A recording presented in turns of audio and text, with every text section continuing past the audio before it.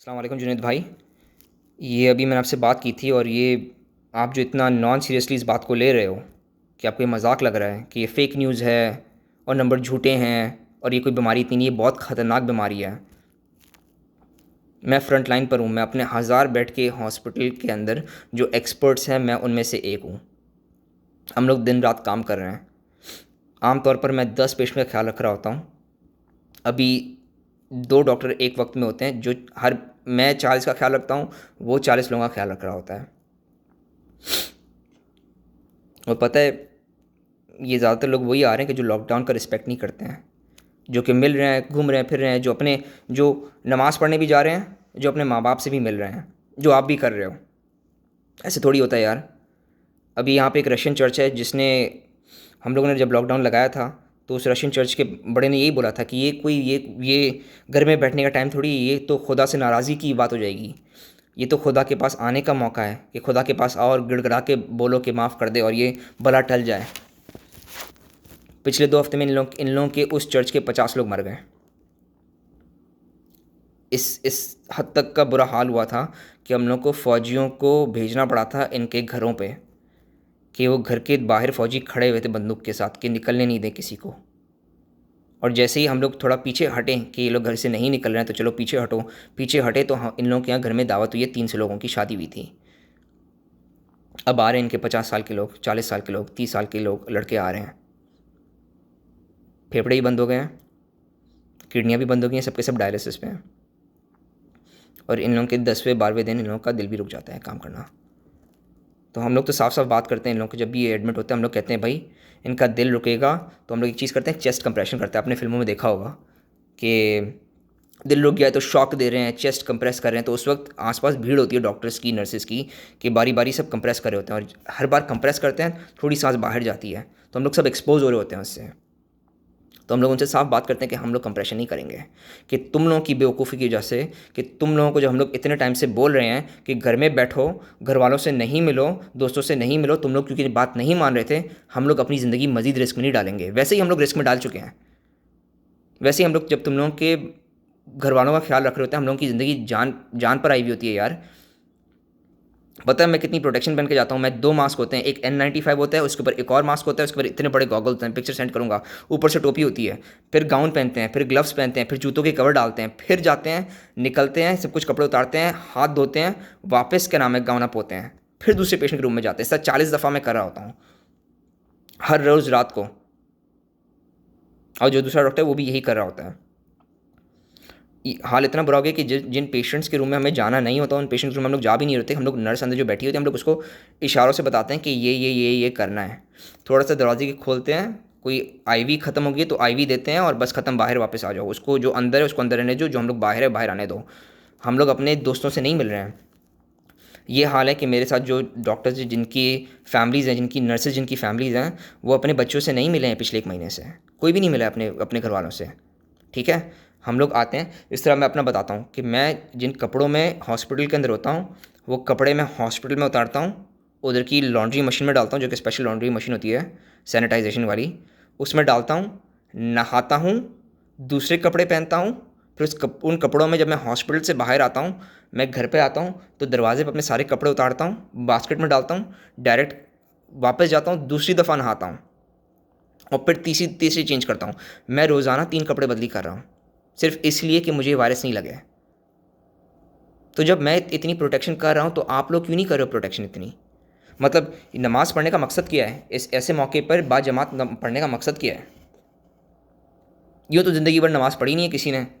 अब वायरस है तो भाई खुदा खुदा खुदा सब नमाज़ पढ़े हैं, बाजमात नमाज़ पढ़ रहे हैं। यार एक बंदा चाहिए, सिर्फ एक बंदा, सिर्फ एक बंदे को वायरस हो ना, और वो उस नमाज में पढ़े तो उसकी पूरी सफ़ वालों को वायरस होगा।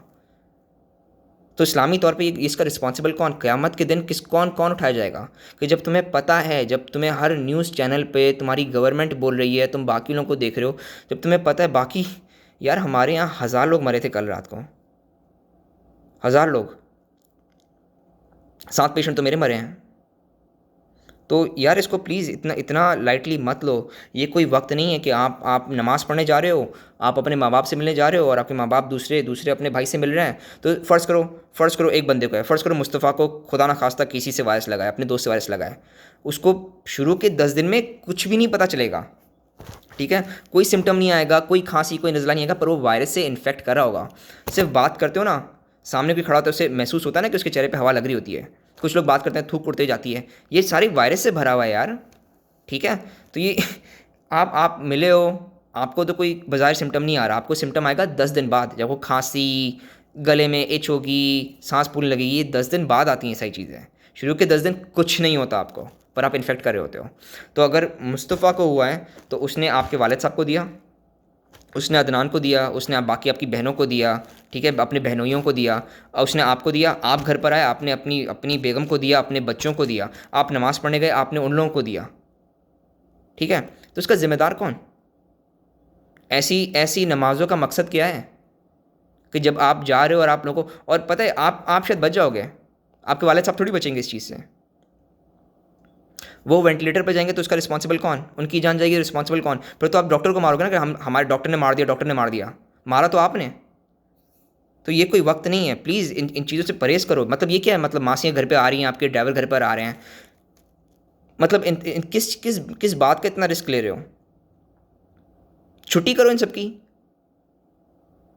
अभी तो हाथ पैर काम कर रहे हैं, घर में झाड़ू लगाओ यार। रसूल सल्लल्लाहु अलैहि वसल्लम ने घर पे झाड़ू लगाया, तो आप लोग झाड़ू नहीं लगा सकते हो? रसूल सल्लल्लाहु अलैहि वसल्लम ने अपने अपने खुद के कपड़े धोए, तो आप लोग क्या उनसे शाही हो? ये वो वक्त नहीं है कि जब आप अपने दोस्तों से मिल रहे हो। मतलब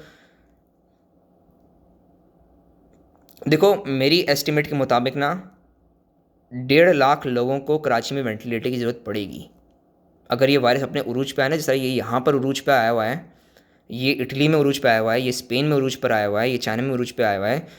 ये उरूज पे आप लोगों के अगर आएगा ना तो 1.5 लाख, कराची की पॉपुलेशन के मुताबिक 1.5 लाख लोगों को वेंटिलेटर की ज़रूरत पड़ेगी। पूरे पाकिस्तान में 170 वेंटिलेटर हैं। क्या करोगे फिर? छोड़ दोगे? वो आपके सामने घुट घुट के मर जाएंगे। हमारे यहाँ जब ये लोग मरे होते हैं तो अपने कमरे में मर रहे होते हैं, और हम लोग फैमिली को बोल देते हैं हम लोग नहीं जा रहे, और हम लोग आपको हॉस्पिटल में भी नहीं आने देंगे। आपको बस हम लोग एक फ़ोन कॉल करेंगे कि आपका बंदा मर गया है, ठीक है। और हम लोग रात, मतलब जब हम लोग देख रहे होते हैं कि बंदा जा रहा है, तो हम लोग रात के शुरू में कॉल कर लेते हैं। जब मैं देखता हूँ शिफ्ट में पकड़ता हूँ, पेशेंट की केयर पकड़ता हूँ, मैं देखता हूँ ये पेशेंट जाने वाला है, ये पेशेंट जाने वाला है, ये पेशेंट जाने वाला है आज, तो मैं उनकी फैमिली को शिफ्ट के स्टार्ट में ही फ़ोन करके बोल देता हूँ कि भाई देखो, इनकी हालत गंभीर है, मुझे नहीं लगता ये आज रात सर्वाइव करेंगे, आप आके देख नहीं सकते हो इनको, ठीक है।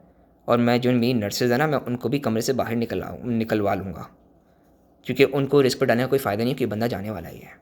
और जब ये मर जाएगा तो मैं आपको एक फ़ोन कॉल करूँगा कि आपका बंदा मर गया है, ठीक है। हम लोग एग्जामिन करने भी अंदर नहीं जा रहे होते। वो वेंटिलेटर की ट्यूब डली हुई होती है, उस ट्यूब के ऊपर हम लोग क्लैंप लगाते हैं, वेंटिलेटर डिस्कनेक्ट करते हैं, मॉर्ग में भेज देते हैं, ठीक है। उधर ही उनकी टॉफ़ी तैयार होती है, कफन में उधर ही बांधते हैं, और फिर वो आगे ट्रांसपोर्ट हो जाती हैं बॉडीज़। और ये बॉडी को हम लोग दफना नहीं रहे हैं, ये जला देते हैं हम लोग, क्रीमेट कर देते हैं, कि कोई फ़ायदा नहीं है इसको, रिस्क किसी को भी रिस्क पर डालने का कोई फ़ायदा नहीं है। प्लीज़ इस बात का प्लीज़ ख्याल रखो। 10 दिन बाद ये इफेक्ट लाना शुरू करता है, सिर्फ इस बात का ख्याल रखो। आप मस्जिद में नमाज़ पढ़ने गए हो, एक बंदे को वायरस है, उसने सांस ली, चलो खांसा उसने, 8 लोगों की अगर गैदरिंग है, सबके सबको वायरस लग गया, ठीक है। उसने नहीं किया, अगर आपको खांसा नहीं, उसने खाक करके थूका, आपकी चप्पलें उस थूक पे चढ़ी, वो चप्पल पहन के आप घर में आओगे ना, वायरस तो ले आए आप घर के अंदर, फिर क्या? फिर आपकी बेगम की जब डेथ होगी तो कौन रिस्पॉन्सिबल है उसका? मासियाँ घर में आ रही हैं, ड्राइवर घर में आ रहे हैं, यार ये प्लीज़ ख्याल रखो। मतलब क्या क्या काम नहीं होता क्या? ड्राइवर की इतनी ज़रूरत है? और जब जब जब आपकी गवर्नमेंट और आप लोग जब सीरियसली लोगे ना, तो एकदम से ये लोग लॉकडाउन लगाएंगे। लॉकडाउन जब ये लगाते हैं पाकिस्तान के अंदर, तो बिल्कुल सब कुछ बंद कर देते हैं ना, पेट्रोल पंप तो फ़ौरन बंद हो जाते हैं। फिर क्या? ट्रांसपोर्ट कैसे करोगे? नेटवर्क बंद हो जाते हैं, बात कैसे करोगे? कुछ भी नहीं कर पाओगे ना। तो क्या घर में राशन भी नहीं होगा? फिर फाके डालोगे घर के अंदर? प्लीज़ अपने घर वालों का ख्याल रखो, अपने मासी और ड्राइवर को पैसे दे के उन्हें घर पे बिठाओ, उनके अपने अपने घर पे। ये मजाक का टाइम नहीं है, ये बहुत सीरियस बीमारी है और हम लोगों को कोई समझ में नहीं आया है। वेरी ऑनेस्टली, जो भी डॉक्टर आपको बोलता है ना कि इसका ये इलाज है, उसका वो इलाज है, मलेरिया की मेडिकेशन इलाज है, कुछ कोई नहीं है, कुछ भी नहीं है, कुछ भी नहीं है। मेरा एक पेशेंट भी मलेरिया की मेडिकेशन से बचा नहीं है, ठीक है। एजिथ्रोमाइसिन से एक पेशेंट भी नहीं बचा मेरा। ये सब मर गए हैं, सबके सब मर जाते हैं। वो बात अलग है कि मेरे पास जो पेशेंट्स आते हैं वो सबसे बीमार पेशेंट्स आते हैं। मैं आईसीयू के पेशेंट का ख्याल रखता हूँ जो सारे वेंटिलेटर पर होते हैं। 90% लोगों को ये जो बीमारी होती है वो नॉर्मल से फ्लू की तरह बीमारी होती है। वो खांसते हैं, 2 हफ्ते तक पड़े होते हैं ज़मीन पर और फिर वापस ठीक हो जाते हैं। बट उन्होंने जितने टाइम वो चल फिर रहे होते हैं वो हर किसी को इन्फेक्ट करते हैं। उनके फिर वालिदैन घर पर इधर आते हैं बीमार होके। रशियन का मैंने बताया था, न्यू जर्सी में एक फैमिली थी, उनकी गैदरिंग हुई ना लॉकडाउन हुआ तो उन लोगों ने भी सीरियसली नहीं लिया। तो उनकी फैमिली गैदरिंग हुई थी, सब ने मिलकर ना कहा कि वो चलो चलो छुट्टियाँ हैं, चलो मिल बांट के खाते हैं। तो पूरी फैमिली गैदरिंग हुई, फुफियाँ, चाचा, दादा दादी, बेटे क्या नाम है, इनके सारे बच्चे हैं। तो उनमें से एक को खांसी थी। अब उनके फैमिली के 2 फुफियाँ, 2 चाचा और दादा दादी सब मर गए। तो आपकी इस गैदरिंग की वजह से आपके घर के 6 फर्द मर गए। तो कौन रिस्पॉन्सिबल है इसका? इतनी तप्पड़ है आप में कि आप इनका गिल्ट अपने कंधे पर रख सको। और क़यामत के दिन पूछा जाएगा तो आप क्या जवाब दोगे कि हमें तो लोग बता रहे थे, हमें ही मस्ती थी। फ्लोरिडा में एक पाकिस्तानी फैमिली को मैं जानता हूँ, उनकी शादी हुई थी। तो उधर भी इनको किसी को भी सिम्टम्स नहीं थे, पर अब उनका दोनों तरफ के ना ससुर मर गए हैं। लड़की का बाप भी मर गया, लड़के का बाप भी मर गया कोरोना से। और बाकी फैमिली तो इन्फेक्टेड है पर उनको इतना कुछ हुआ नहीं, पर वो दोनों मर गए हैं। प्लीज़ इस चीज़ को सीरियसली लो। ये चीज़ बहुत बहुत बुरी है और कोई इलाज नहीं है इसका। डॉक्टरों को सही तरह समझ में नहीं आया है कि इसे हम लोग क्या नाम है सॉल्व कैसे करें, क्योंकि ये आम तौर पे आम बीमारी की तरह प्रेजेंट नहीं कर रहा है, ये काफ़ी अलग प्रेजेंट कर रहा है। ये किडनी पे भी अटैक कर रहा है तो सारे डायलिसिस पे हैं। ये दिल पे भी अटैक कर रहा है तो दिल एकदम से रुक जाता है इनका। और फेफड़े तो ख़राब थे ही, उनके बारे में आप लोगों को थोड़ा पता है कि फेफड़े ख़राब हो जाते हैं। और पता है क्या होता है, एक तो ट्यूब डली हुई है मुंह के अंदर, एक मैं गर्दन में डालता हूँ, एक मैं हाथ में डालता हूँ, एक मैं पेशाब की नाली में डालता हूँ, एक मैं पिछवाड़े में डालता हूँ, ठीक है। और जब इन ये डायलिसिस पे चढ़ते हैं जो कि तीसरे दिन डलते हैं तो एक क्या नाम है थाई में भी डलती है लाइन, जो डायलिसिस की लाइन होती है। और फिर मैं दबा के इन्हें मॉर्फिन दे रहा होता हूँ, फेंटनिल दे रहा होता हूँ, प्रोपोफॉल दे रहा होता हूँ। फिर ब्लड प्रेशर गिरता है तो मैं ब्लड प्रेशर की मैं एक और दवाई एक और ड्रिप स्टार्ट करता हूँ। फिर मैं पानी देना शुरू करता हूँ कि किडनियाँ फेल हो रही हैं। बहुत बुरा हाल है। प्लीज़ इस बात को सीरियसली लो। नमाज़ों पे जाना बंद करो, लोगों को इन्फेक्ट करना बंद करो, माँ बाप से मिलना बंद करो, गैर ज़रूरी मिलना जुलना बंद करो। मतलब यार इंटरनेट है, व्हाट्सएप है, स्काइप है, इनसे कांटेक्ट में रहो। डायरेक्ट मिलने की क्या ज़रूरत है? क्या ये मिलना इतना ज़रूरी है कि आप बोलो कि नहीं, अगर हम लोग नहीं, मतलब मैं अपने माँ बाप की जान देने के लिए तैयार हूँ पर मिलना लाजमी है, इतना ज़रूरी है? चलो खैर, मैं मज़ीद आगे बात नहीं करूँगा, आगे आप लोग खुद समझदार हो, ठीक है। प्लीज़ बात को सीरियसली लो। खुदा हाफिज़।